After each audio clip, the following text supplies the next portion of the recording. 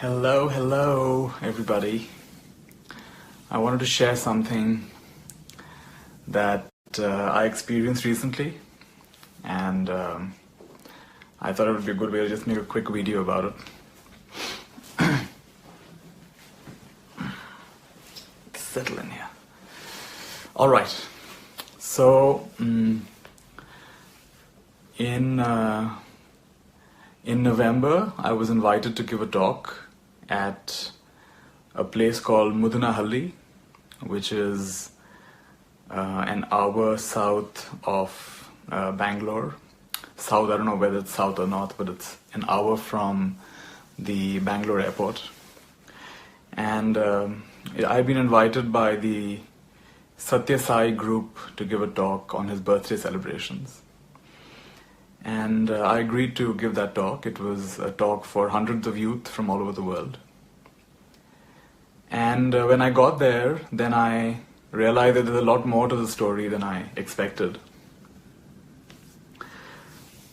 So I'm actually putting my thoughts together as I'm sharing this. I'm just seeing what's the best way to share this experience. So maybe I'll backtrack a bit and then I'll come back to the story. So in 2007, when I was still a Buddhist monk, I had gone to visit many ashrams all over India, and I'd spent several days at each of these ashrams, and I'd gone with a couple of friends, another monk and also my friend Sunit. And we went and we stayed at many different ashrams, and one of the ashrams we stayed at was in Puttaparthi, which is the ashram of Sri Sathya Sai Baba, who was alive at the time. And I remember going there, and I remember having a very significant dream while I was there. It was a dream where it was revealed to me that every single perspective is internally consistent, is internally valid. And every person in this world sees the world through their lens, and it's true for them. You know, the way they see it, that's how the world appears to them. And specifically I was shown how within us are different levels of consciousness. In India these are called the chakras. And at each level of consciousness, each cluster of energy shows the world in a particular way. And depending on how clear and distorted it is, the world appears like that. So in that dream it was revealed to me that at every single chakra, the world appears different. Yatha drishti tatha shrishti, something I often say. The way you see it is the way you experience it. We also had darshan, which is the blessings of the teacher, Sri Sathya Sai Baba. He was already quite old at the time. And there was a very large crowd, so there were thousands of people, and we were sitting there, and I saw him in the distance. And honestly, I didn't feel very much. It was a large crowd, there were a lot of people, and he was there in the distance. And I've personally never been looking for a guru. I've never been drawn to the idea of a guru. I always feel that the guru is within. And while I respected the devotion of the crowd, and I also respected all the selfless humanitarian work he was doing, I honestly can't say I was that drawn to the whole setup, or I was that drawn to him in particular. I've always been more inclined towards, maybe you can call it a Gyan Marg, which is like a path of wisdom and self-introspection. And my sense was that Sri Sathya Sai Baba was sharing more a path of Karma Yoga, which is one of supporting others, loving others, helping others. And that's fine, it just didn't feel the most, the thing that drew me the most, right? So that was that. I had another experience where I had a friend, Ram Bhaskar, in Chennai, and I was still a monk at the time, and he had invited me to stay with him at his home.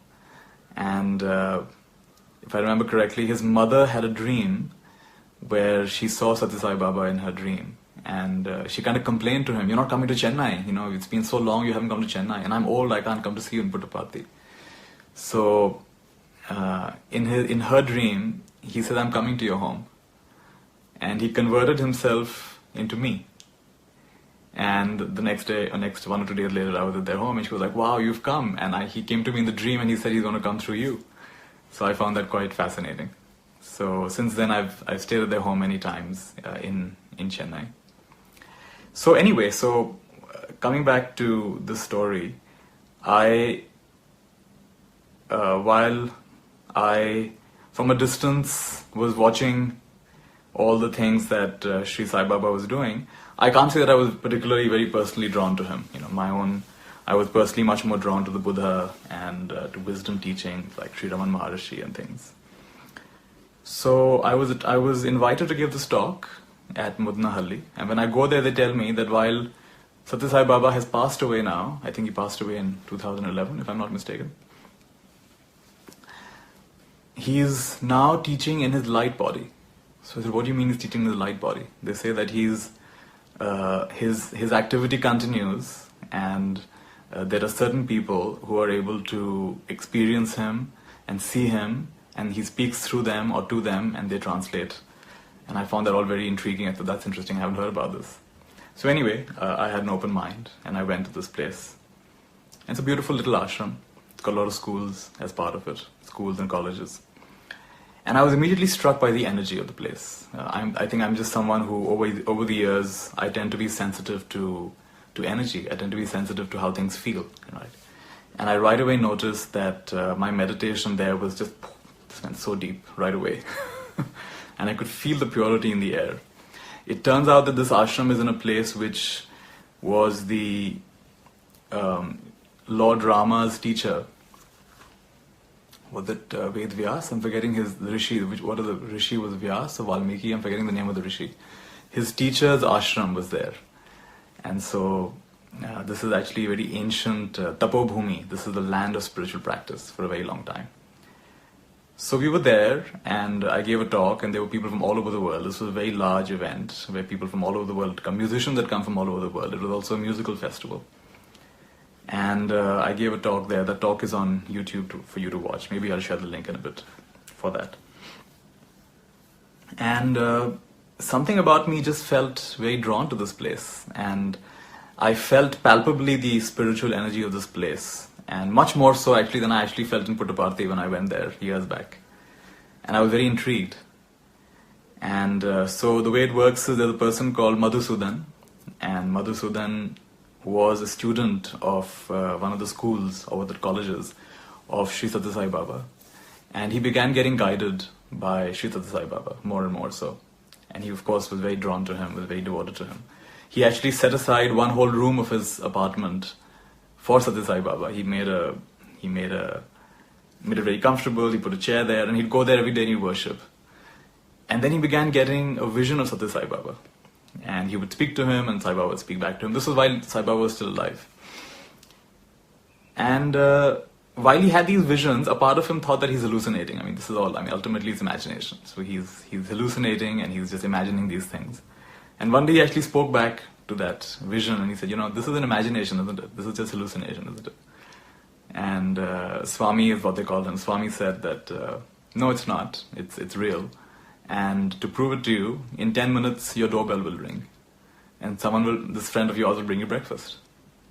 And he said, how could that be? And 10 minutes later, sure enough, the doorbell rings. And this friend of his who lives in a different part of Bangalore has come with breakfast. He says, what are you doing here? And he says, well, my wife made really good breakfast today, and I thought of you, and I felt like giving it to you. And bye, I'm going to office now. So Madhusudan was, like this, instance after instance was shown to him that actually this is not just something he's imagining.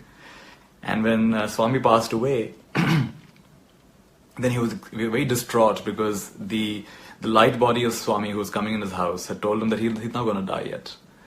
And so when he died, he said, no, I'm here, I'm not dead. And he thought that he's really going to come back to life. So he really, he said, no, he hasn't died, he's just pretending to die, he's going to come back. But he actually had died. And so he felt very, very disappointed that the light body lied to me. And it wasn't true. And Swami said, if I say something and it comes true, then it's very easy to have devotion. But if I say something and it doesn't come true and you still have faith, then that's true devotion.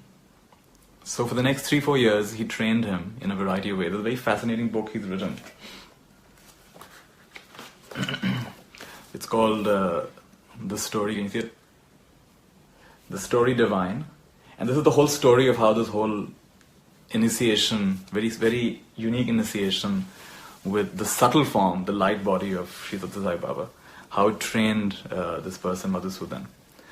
And I know that some of this, what I'm sharing, is just it challenges our normal logical way of looking at things. But just keep an open mind.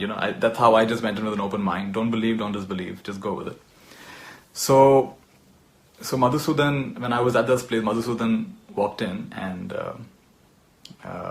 apparently he's emptied himself to the extent that the light body of Swami can enter him, or at least is next to him, and speaks through him or as him, right? So this is a process of surrendering and emptying yourself and allowing higher consciousness to take over. And so while he's still Madhusudan, there are times when he invokes Swami, and then he's representing Swami, and he's speaking for him. So I had a brief interaction with him where they introduced me as Nithya Shanti, as someone who's, teaching and things. And he looked at me and smiled and says, "Come back." So, all right. So I enjoyed going to that ashram. I enjoyed being there. And I felt I will go back. So I've just spent, I think, 11 days at this ashram. And it actually turned out I was going to spend 2 days.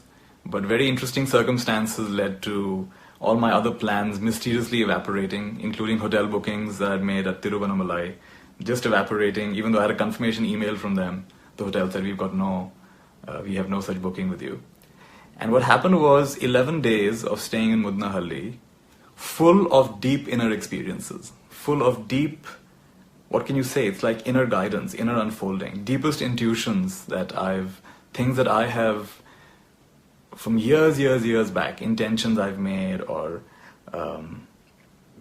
just an inner knowing, getting validated on the outside again and again and again. So this is like what can you say? It's like a coherent energy field. You enter this place and things start happening very quickly. You think of something and somebody talks about the very same thing. You have a question and somebody comes and answers it. It's a place of, I literally, my diary, I filled almost 25-30 pages of just coincidence after coincidence, synchronicity after synchronicity.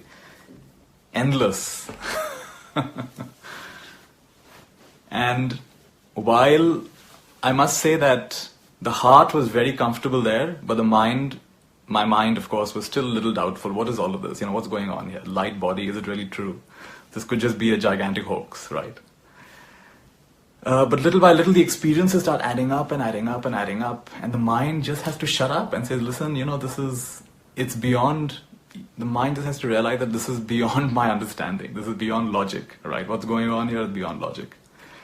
So while personally I was not that impressed with Sathya Sai Baba in the past, because I felt, why do we have to do so many miracles? My idea is, Sathya Sai Baba is famous for manifesting things and giving vibhuti ash from his hands and doing all kinds of very interesting miracles. But for me, true wisdom was never about miracle. It was never about showing these things. It was more about internalizing and self-realizing. Miracles were more of a distraction. But as I opened my mind, I realized that actually miracles are a distraction for a seeker, for one who's on the path. Being drawn to siddhis or these kinds of supernatural manifestations is for someone who's on the path, that is definitely a distraction. But for someone who's already fully realized, not necessarily so, right? And who are we to judge? So, little by little, the cynical mind, the questioning mind, the mind that wasn't sure, had to listen to the heart. And the heart was completely just quiet. There was so much silence inside. And everything happened very beautifully. One thing led to the other. Lots of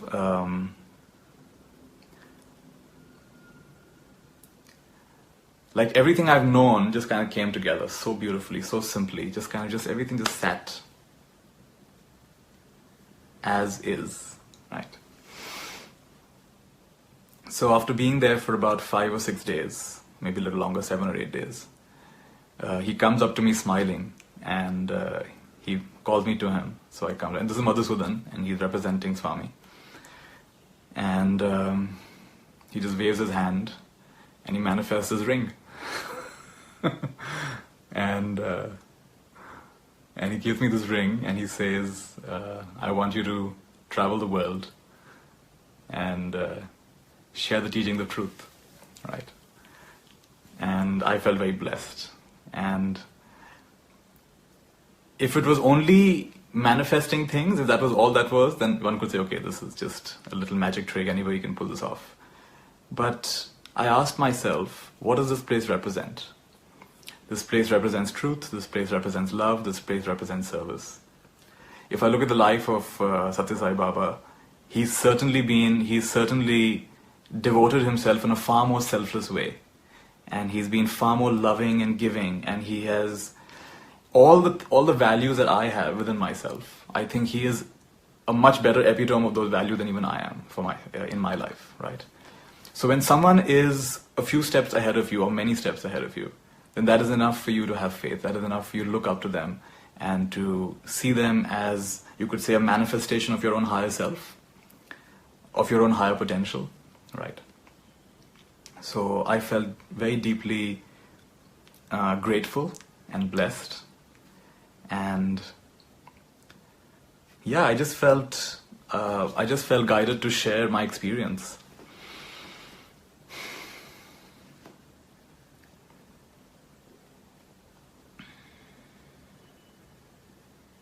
So it's beautiful when things happen uninvited. I was not looking for this. I was not expecting this. I was just doing my thing, doing my practice. But I feel a tremendous acceleration in my inner process, in my inner journey, and in the most unexpected way.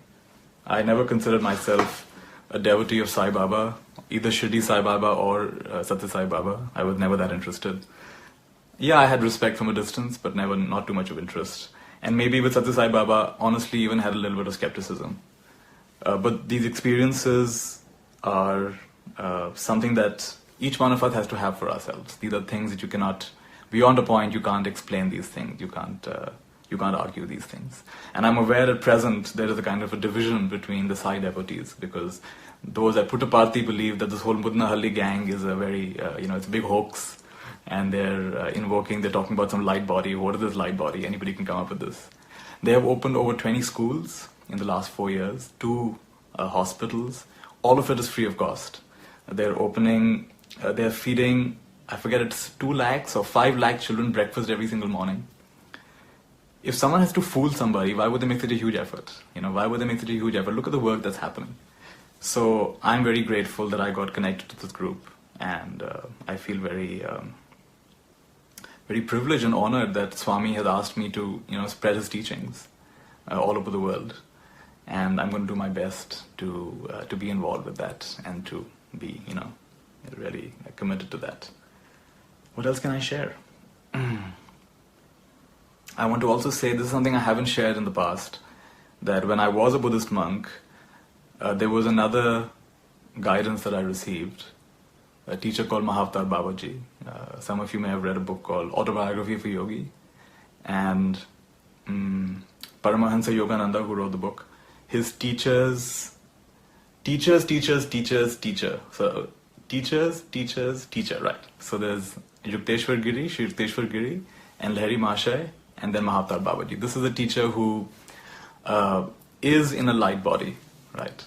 And we actually do have, our physical body is there, and then there's subtler bodies. It's as you practice, you start realizing physical body is not the only body.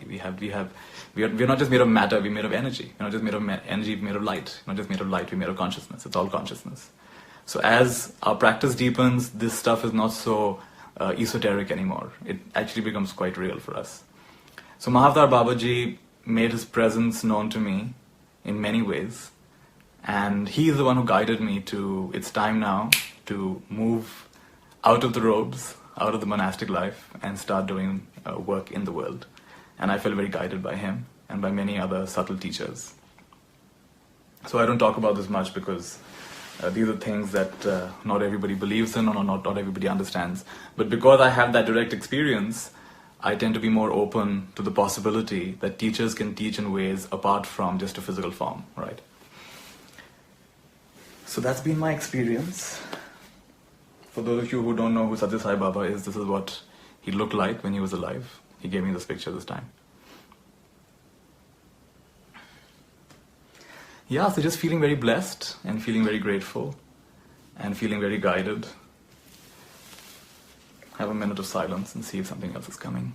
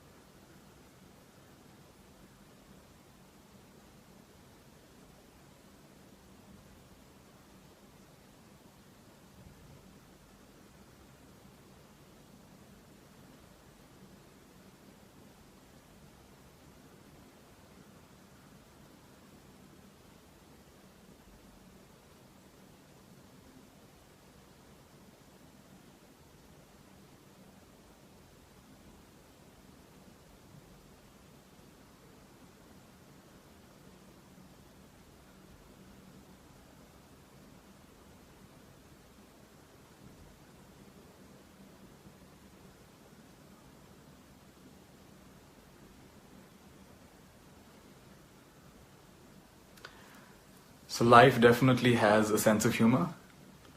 Whatever you think you're never going to do or you're never going to be, whatever you think you'll never do or you'll never be interested in, you tend to get interested in, you tend to start doing. So it's a lot of fun to observe that. This is what's called Leela, right? The play. This is the whole play of creation. And I'm enjoying this play. And for me, it's just a further step in recognizing that all is one. That everything is divine, we are all that, and we are waking up not only to our own divinity, but divinity that's all around us. And the more we wake up inwardly like that, we start recognizing our own inner God starts waking up. Just is, that which is, not the thoughts about and could be and would be and should be, just is. This right here is God awake.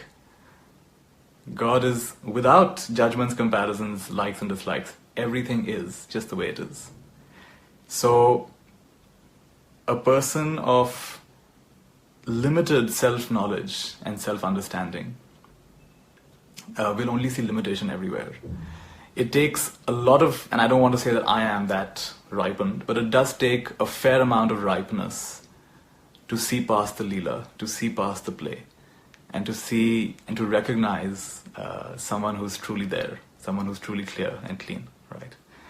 So, in my case, I really feel that I have been very blessed to sthita pragya. Some of my teachers, just being with them, I knew, oh my, this is such clarity, such clear love, purity, and wisdom, and that's what I experienced with Sri Sathya Sai Baba in his light body. So. Again, felt like sharing this morning, and I'll go back later and check some of your comments, and I'll see if I can reply to them. And I'll share a link of a couple of talks that I gave there. It's on YouTube, I'll look for it. All right, this is what I wanted to share. Thank you, everybody, for tuning in, and lots of love. Goodbye, and Happy New Year.